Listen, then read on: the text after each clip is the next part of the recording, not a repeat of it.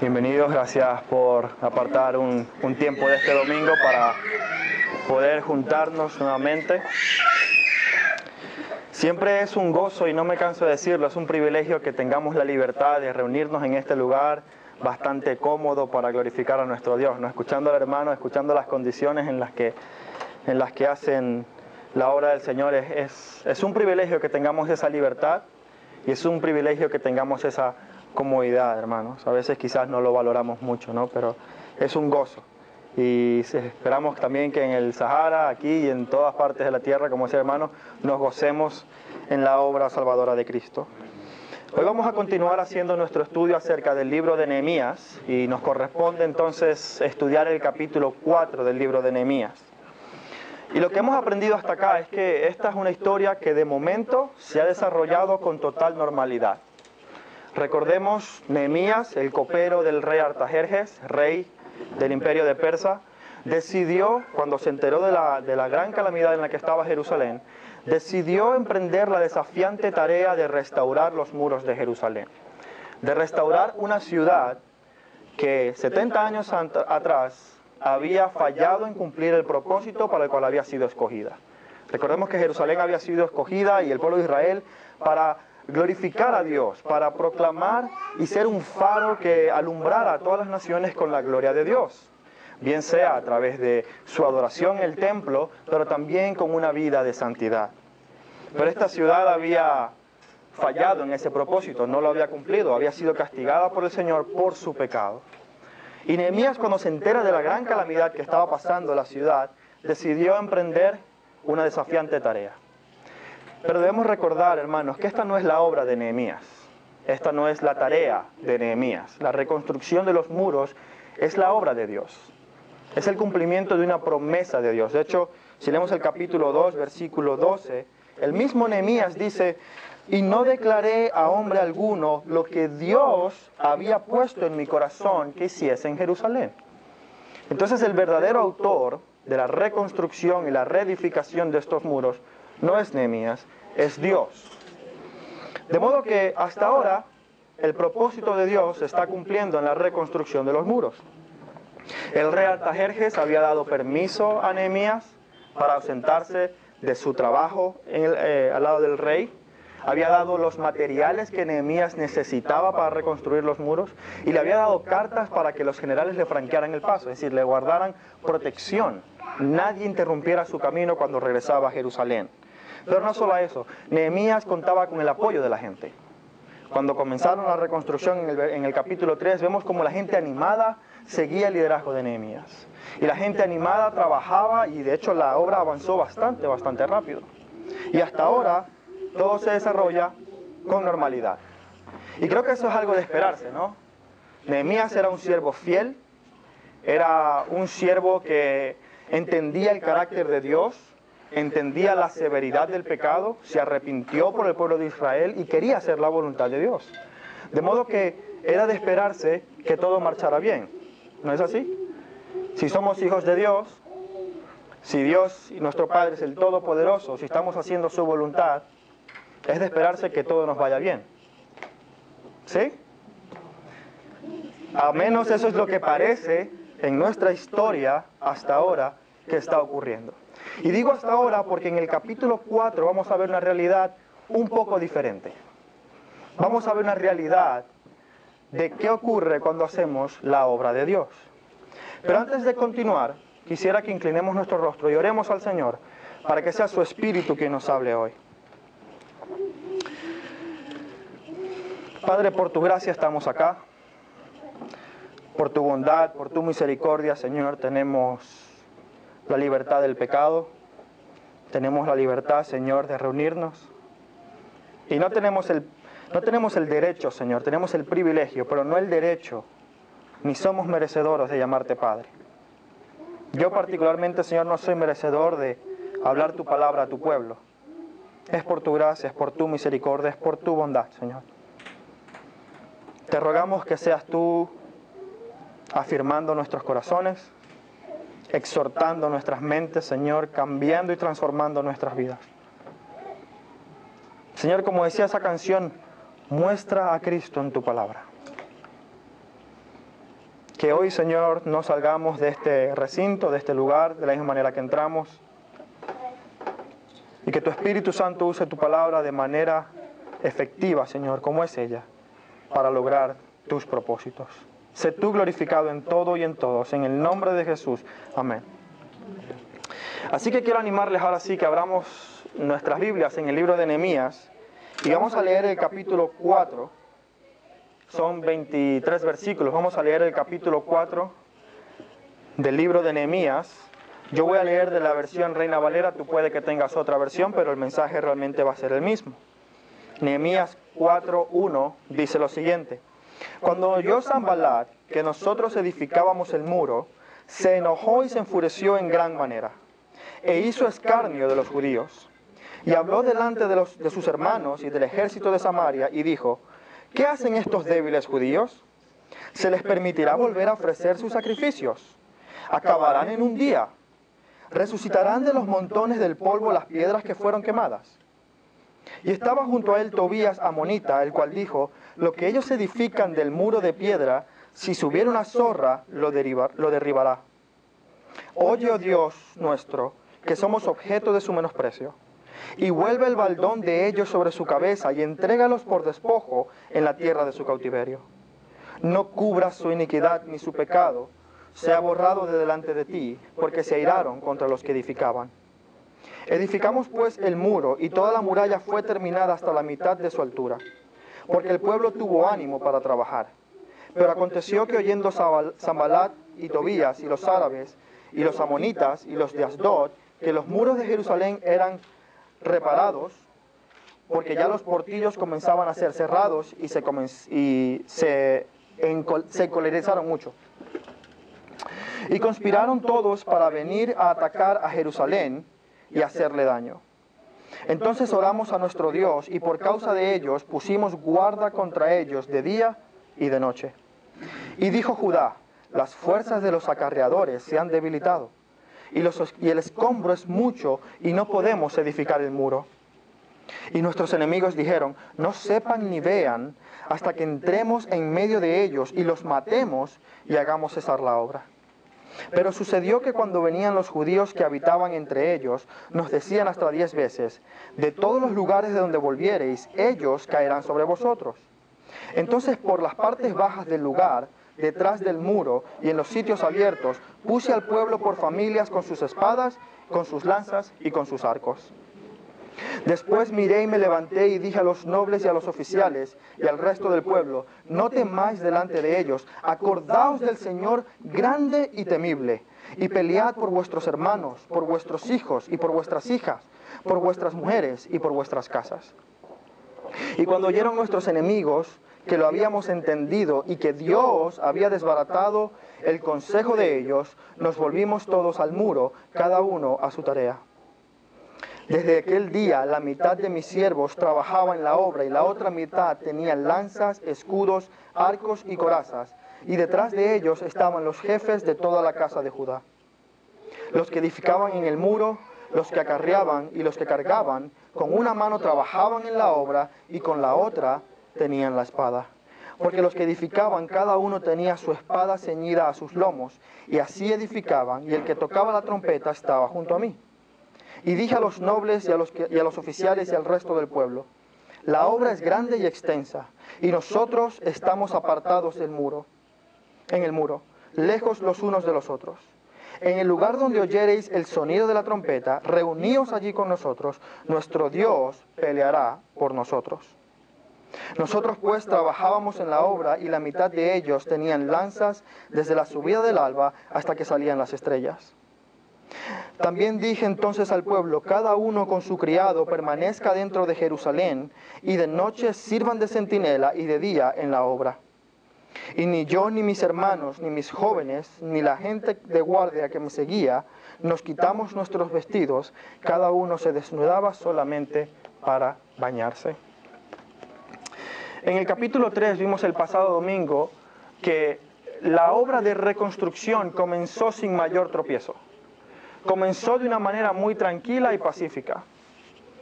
Cada familia trabajaba frente a su casa reconstruyendo la parte del muro que le correspondía. Pero un detalle que no debemos perder de vista es que este capítulo 4 y el capítulo 3 ocurren de manera simultánea. Es decir, no podemos ver el capítulo 4 cronológicamente como posterior al capítulo 3. De hecho, si leemos el versículo 1 nuevamente, dice, cuando Sanbalat oyó que nosotros edificábamos el muro. No dice que habíamos edificado el muro, es decir, la obra no había terminado, había recientemente comenzado cuando Sanbalat se enteró del avance de la obra. Y la reacción de Sanbalat no fue una molestia como dirían aquí, qué pesados estos judíos que quieren reconstruir su muro, ya, venga ya, como dicen los españoles. No, dice la Biblia que se enfureció y se enfureció en gran manera. Es decir, no fue una molestia, no era que pensaba que eran unos pesados. Es el tipo de enojo profundo que te lleva a querer asesinar a alguien. Ese es el tipo de enojo que experimentó Sanbalat. El enojo que te lleva a querer matar a una persona. De hecho, eso era parte de su plan, como veremos más adelante. Pero para entender la reacción de Sanbalat y saber por qué reaccionó de esta manera, tenemos que saber quién era este personaje. Y hay muchos comentaristas que se debaten entre cuál es el origen de esta persona, porque en las escrituras es llamado el horonita, pero en muchos otros comentarios dicen que era samaritano. Pero de lo que sí podemos estar seguros es que este hombre fue gobernador sobre Samaria, mucho antes de que Nehemías llegara a Jerusalén. Y esto es importante, entender qué tiene que ver que él haya sido gobernador sobre Samaria y qué tiene que ver ese pueblo con el conflicto judío. Porque a menos que entendamos este conflicto, no vamos a ver el sentido de lo que está ocurriendo aquí. Y rápidamente, quisiera decir que el pueblo samaritano y el pueblo judío, en un momento en su historia, fueron un solo pueblo. Fueron el pueblo de Israel, que Dios había escogido para proclamar su nombre a las naciones, para darse a conocer a todos los pueblos de la tierra. Pero en su historia, después de la muerte del rey Salomón, quien reinó fue Roboam, su hijo. Y él fue un rey que aumentó el trabajo forzoso del pueblo y aumentó los impuestos. A partir de este momento en su historia, los dos pueblos se separaron, creando un reino en el norte, llamado el reino de Israel, y un reino en el sur, llamado el reino de Judá. ¿Saben cuál era la capital del reino del norte? Samaria. ¿Saben cuál era la capital del reino del sur? Jerusalén. Y poco después de que el reino del norte se había separado, su rey Jeroboam, que había escapado de Salomón, él comenzó a instaurar la adoración a dioses paganos. Porque sabía que la adoración en el templo de Jerusalén era muy importante para todo el pueblo de Israel. Y dijo, tengo que crear un templo en algún lugar para que este pueblo adore. Y creó un templo a dioses paganos en el monte Gerizim. De hecho, si usted lee el Evangelio de Juan en el capítulo 4, versículo 20, la mujer samaritana le dice a Jesús, nuestros padres adoraron en este monte y vuestros padres dicen que en Jerusalén es donde hay que adorar. Ese conflicto, esa diferencia se remonta a este episodio en la historia del pueblo de Israel, que se dividió posteriormente. De modo que los samaritanos y los judíos tenían grandes diferencias, no solamente en dónde adorar, sino en la manera en cómo y a quién adoraban. Porque los samaritanos fueron el primer pueblo que adoptó las costumbres de los dioses, de los pueblos paganos. Y cuando ellos fueron conquistados por los otros pueblos, Judá se alegró porque a ellos que se habían contaminado habían sido castigados por su pecado. Pero lamentablemente Jerusalén tampoco duró mucho. También terminó comprometiendo la verdad. De modo que el pueblo samaritano y el pueblo judío tenían una gran diferencia. Y es de allí que podemos ver que para Sanbalat era inconcebible la restauración de Israel, la restauración de Jerusalén. ¿Por qué? Porque la obra de Dios no era únicamente la restauración de los muros, sino la restauración de un sistema de adoración al único Dios verdadero. Fíjese lo que dice Sanbalat en el versículo 2. ¿Qué hacen estos débiles judíos? ¿Se les permitirá volver a ofrecer sus sacrificios? Es decir, ¿volverán ellos a adorar en el templo de Jerusalén? Que el templo ya había sido reconstruido con Esdras y con Zorobabel. Gracias. De modo que era la restitución de un sistema de adoración al Dios verdadero. Al menos esa era la promesa. Cuando Dios prometió por medio del profeta Ezequiel y Jeremías, quería volver a su pueblo, no hablaba únicamente de hacerlos volver a la tierra y ya está. Fíjese lo que dice Ezequiel 36, 24, 27. Dios, hablando al pueblo exiliado, dice: yo os tomaré de las naciones y os recogeré de todas las tierras y os traeré a vuestro país. Ese es el retorno de los exiliados, de los que habían sido cautivos. Pero esta es la otra parte de la promesa. Esparciré sobre vosotros agua limpia, y seréis limpiados de todas vuestras inmundicias, y de todos vuestros ídolos os limpiaré. Os daré corazón nuevo y pondré espíritu nuevo dentro de vosotros, y quitaré de vuestra carne el corazón de piedra, y os daré un corazón de carne. Y pondré dentro de vosotros mi espíritu, y haré que andéis en mis estatutos, y guardéis mis preceptos, y los pongáis por obra. De modo que la promesa que Dios había hecho al pueblo de Israel no era solamente que los iba a hacer regresar a la nación, sino que iba a poner en ellos un corazón nuevo con el cual adorarían al Dios verdadero. Y eso es lo que era inconcebible para los samaritanos. Durante mucho tiempo en la iglesia, y recientemente ha habido un debate bastante grande acerca de si las obras sociales son parte del evangelio o no. De si los derechos y la justicia social deberían ser parte del evangelio o no. Y yo no pretendo resolver el conflicto de ninguna manera, pero algo que debemos dejar claro es que la obra de Dios, al igual que con Jerusalén, no era la reconstrucción de unos muros, no es la reconstrucción de un sistema social, de un sistema legal que sea más equitativo. No es garantizar una mejor calidad de vida para todas las personas. No es brindar igualdad de oportunidades para todos los seres humanos. Ese no es el mensaje del Evangelio. El mensaje del Evangelio es, como decía el hermano, que haya adoración al Dios verdadero en todos los pueblos de la tierra. Evidentemente podemos hacer obra social como un medio para mostrar el amor de Dios, para poder llevar el mensaje del Evangelio, pero no es nuestro mensaje simplemente restituir el derecho de la mujer. No es simplemente sacar a los esclavos de la esclavitud. No, es que ese esclavo, una vez libre, o simplemente si no es libre, que siga adorando al único Dios verdadero. Ese es el mensaje del Evangelio. La obra de Dios y por lo que vino Cristo a morir no fue para que los negros dejaran de ser esclavos. No fue para que las mujeres tuvieran derecho al voto y escogieran a sus gobernantes o tuvieran acceso a la educación. Todas esas son obras buenas que la iglesia puede de alguna manera usar como un canal para proclamar el Evangelio, que es la transformación de nuestros corazones. Jesús vino a cumplir la promesa que había hecho por medio del profeta Ezequiel. Cambiar el corazón de piedra y dar un corazón de carne.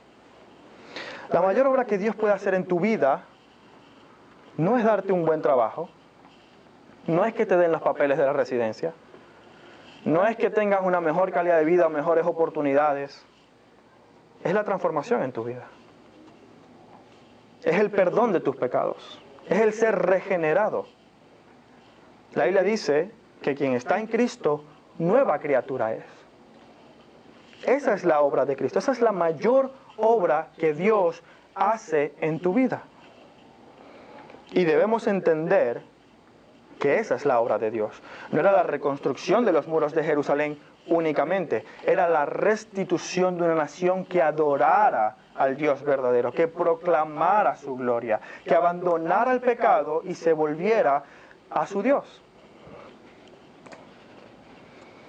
Por eso es que Sanballat dice: ¿se les permitirá ofrecer nuevamente sus sacrificios?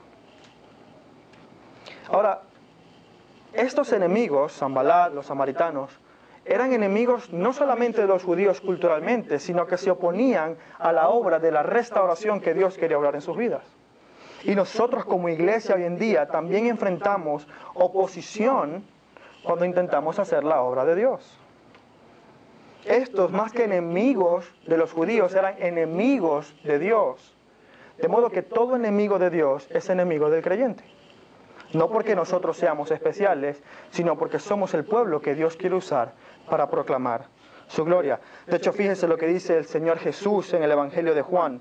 En el Evangelio de Juan capítulo 15 dice: si el mundo os aborrece, sabed que a mí me ha aborrecido antes que a vosotros. Si fuerais del mundo, el mundo amaría lo suyo. Pero porque no sois del mundo, antes yo os escogí del mundo, por eso el mundo os aborrece. Acordaos de la palabra que yo os he dicho, el siervo no es mayor que su Señor. Si a mí me persiguieron, a vosotros también os perseguirán. De modo que la razón por la que experimentamos oposición, la razón por la que es difícil llevar a cabo la tarea de Dios, es porque la oposición no es contra nosotros, sino contra la obra de Dios. Es porque somos creyentes que tenemos enemigos, no por no ser creyentes. Ahora es muy importante que identifiquemos contra quién luchamos.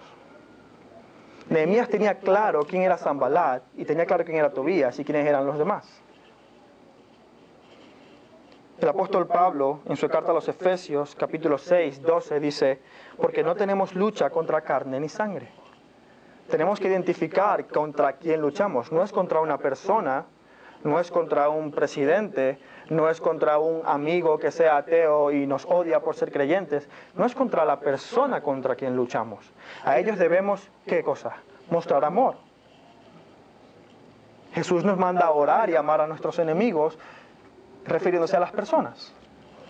Pero nosotros tenemos un enemigo que no es carne ni sangre, sino como dice Efesios 6, contra principados, potestades, contra los gobernadores de las tinieblas de este siglo, contra huestes espirituales de maldad en las regiones celestes.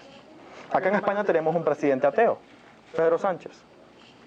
Y es un presidente que quiere tomar decisiones que van en contra de la palabra de Dios. Quiere sacar el concepto de la religión de la educación. Nuestra lucha no es contra Pedro Sánchez la persona. Es contra las huestes celestes que dominan por medio del pecado este mundo. Es contra el sistema de valores de este mundo, no contra la persona en sí. Pero así como Sanbalat y su combo tenían una estrategia,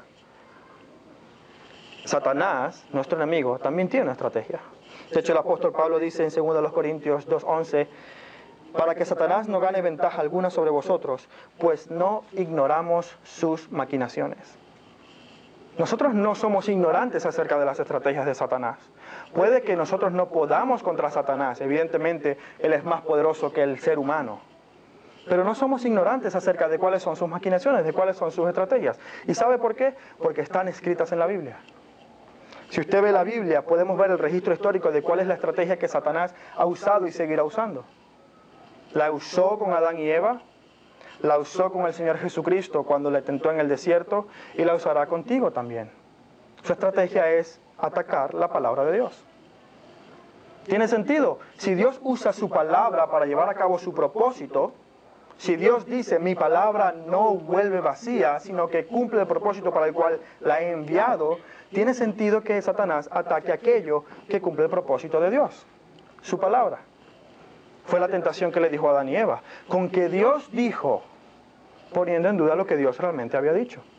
Fue lo que hizo con el Señor Jesucristo cuando lo tentó en el desierto. Si tú eres el Hijo de Dios, dice la Biblia que tu pie no tropezará, torciendo la palabra de Dios para hacer al Señor pecar.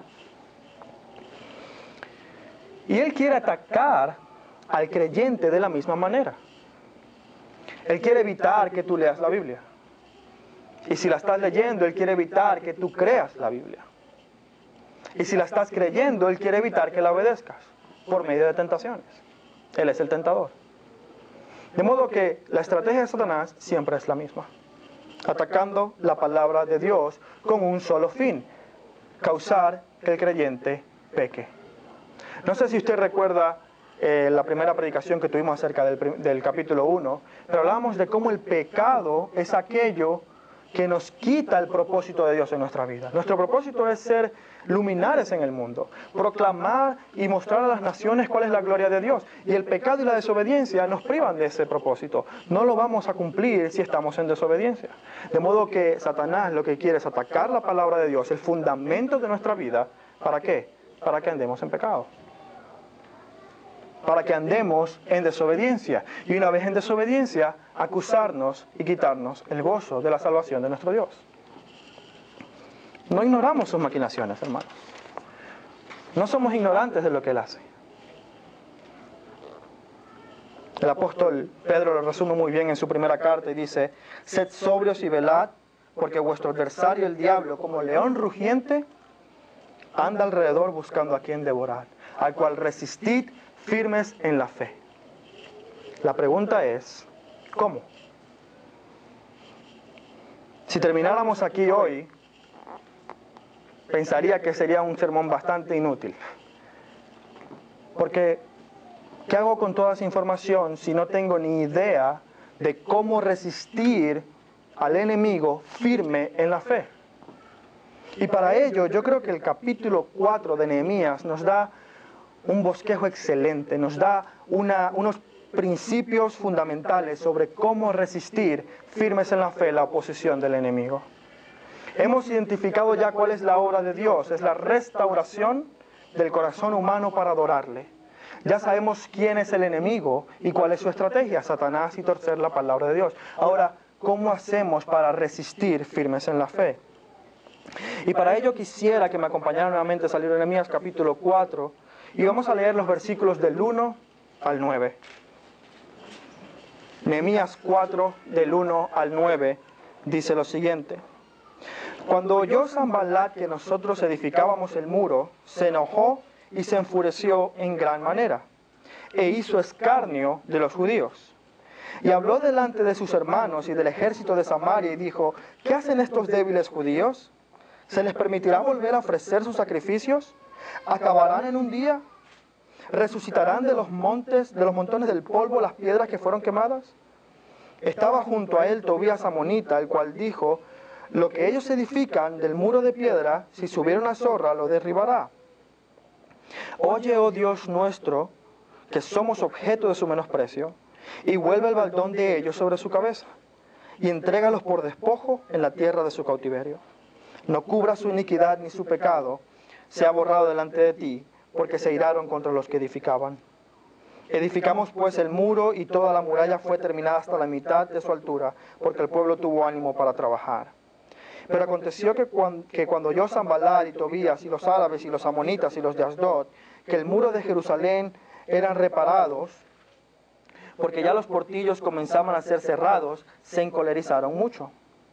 Y conspiraron todos a una para venir a atacar a Jerusalén y hacerle daño. Entonces, y esto es importante, oramos a nuestro Dios, y por causa de ellos pusimos guardas contra ellos de día y de noche. Lo primero que vemos en estos 9 versículos es: Nehemías no respondió de la misma manera que ellos atacaron. Ellos estaban haciendo escarnio sobre los judíos, son unos débiles, han sido quemados.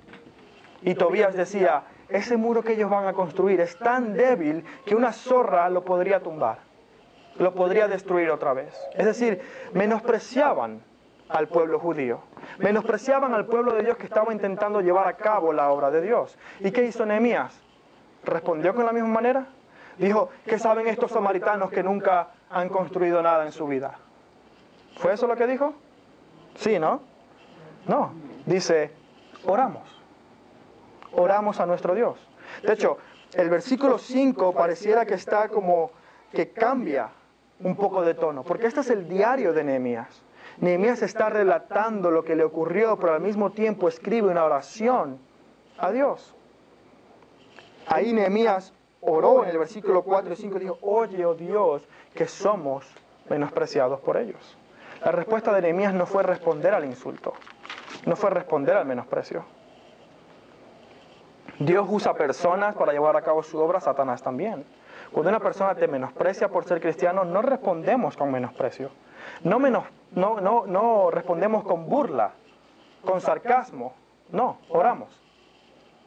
Oramos al Señor. Y como nos dice nuestro Dios, pagamos mal con bien. Pero lo siguiente, y lo que más me impresiona, está en el versículo 9. Entonces oramos a nuestro Dios, y por causa de ellos pusimos guarda contra ellos de día y de noche. Nehemías y el pueblo judío mostró un balance perfecto entre confianza en Dios y diligencia. Y esto es importante, hermanos, porque generalmente caemos en uno de los dos errores. Confiamos mucho en Dios y somos negligentes, perezosos, no leemos nuestra Biblia, Dios me va a proveer, Dios me va a salvar de la tentación, o intentamos escapar del lazo del diablo por nuestra propia fuerza. Pero Nehemías aquí reúne los dos elementos y dice, oramos a nuestro Dios, pero pusimos guardias de día y de noche. Estábamos vigilantes de día y de noche. ¿Sabe a qué me hace recordar?